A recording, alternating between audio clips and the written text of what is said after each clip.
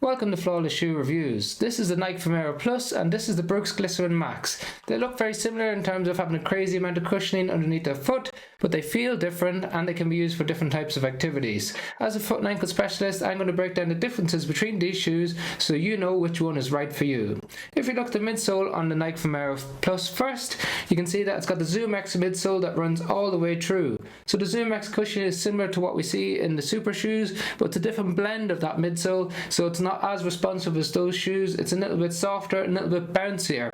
Whereas in the Brooks Glycerin Max, at the time of release, it had a brand new compound, and that was a DNA-tuned nitrogen-infused midsole with different types of cells in the shoes. So we had larger cells which are better absorbing impact at the rear, and then towards the forefoot we had narrower, more densely packed cells which Brooks interpreted as helping with the propulsion phase of the gait cycle. Now it does definitely influence what you feel as you move in it, so when you initiate contact with the ground, it really absorbs the vibration and impact well on the Brooks Glycerin Max. It's a little bit softer underfoot, a little bit squishier on the ZoomX cushioning of the Vomero Plus. Not too squishy that it's completely unstable, and actually it was surprisingly stiffer than I expected when I took these out of the box. Especially when you're walking around, there's not as much compression on it. It does feel different when you run, and we'll touch on that later.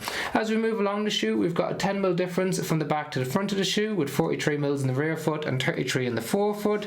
Whereas in the Brooks Glycerin Max, we've got a 6mm drop with 45mm in the rear foot and 39 in the forefoot. So we've a lot more protection underneath the forefoot in the Glycerin Max, and it's a lot stiffer to bend, which will give a lot more protection to those of you with issues with your big toe or with sensitivity around the forefoot. Whereas we've got a lot more flex in the Nike, so that really plays a big influence in terms of the 10mm drop helps to offload the Achilles for those of you who are sensitive there, but can put extra pressure and less protection on the forefoot.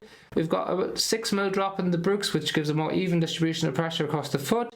The stiff forefoot combined with an excellent forefoot rocker really makes a big difference for offloading the forefoot. Now you can see how sharp the Brooks Glycerin Max comes upward towards the forefoot, facilitating a much more aggressive forefoot rocker influencing the geometry of the shoe. As we move on top of the shoe, we've got a relatively plush upper on the Glycerin Max, whereas we've got more of a single engineered knit on top of the Vomero Plus. So it's a lot more breathable in the Vomero than what we have in the Glycerin, which is a bit more focused on comfort. We've got a padded, non-gusseted tongue in the Brooks, similar to what we see in the Nike Vomero. And we've got plenty of padding around the heel counter with a pull-on tab on the Nike that's not present on the Brooks.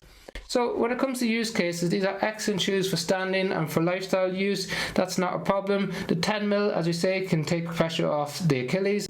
The 6mm in the Brooks can help to provide more even distribution of pressure across your foot for those of you who need it. It's got a much more aggressive geometry on the Brooks Glycerin Max. So you can see the heel bevel is a bit more aggressive and the forefoot rocker is a bit more aggressive. And that really influences things when it comes to running. So yes, both of them are excellent shoes for lifestyle use, for easy runs and recovery runs. Those of you who need a bit more stability might not enjoy the Vomero Plus. Feels a little bit more stable underfoot because it's not as soft in the Brooks Glycerin Max. And the Brooks Glycerin Max, even though it's a heavier shoe, coming in at 297 grams versus 281 grams in a size 9 men's US, it can be used for some up-tempo workouts, especially if you're looking at more of that marathon distance, pace or half marathon distance, because of the aggressive geometry of the shoe, because of the cells in the forefoot. It has a nice smooth transition from the back to the front. I found the Vomero Plus was a little bit clunky getting from the back to the front of the shoe. Not to say that it's not enjoyable as a shoe to run in, but in terms of transitioning a bit quicker for a max cushion shoe, definitely felt the Glycerin Max does a little bit more for me. The Vomero Plus is still an excellent option, but I prefer for slower miles, and that's definitely the case if you're someone who's a pure neutral runner in terms of the gait cycle. Again, if you need some extra support, probably not the best shoe for you in the Vomero Plus.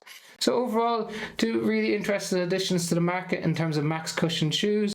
If you've got any opinions on them or the shoes, drop them in the comment section below. I'd be really interested to hear. I'll pop a link for the shoes in the description if you want to check out the latest prices on Amazon.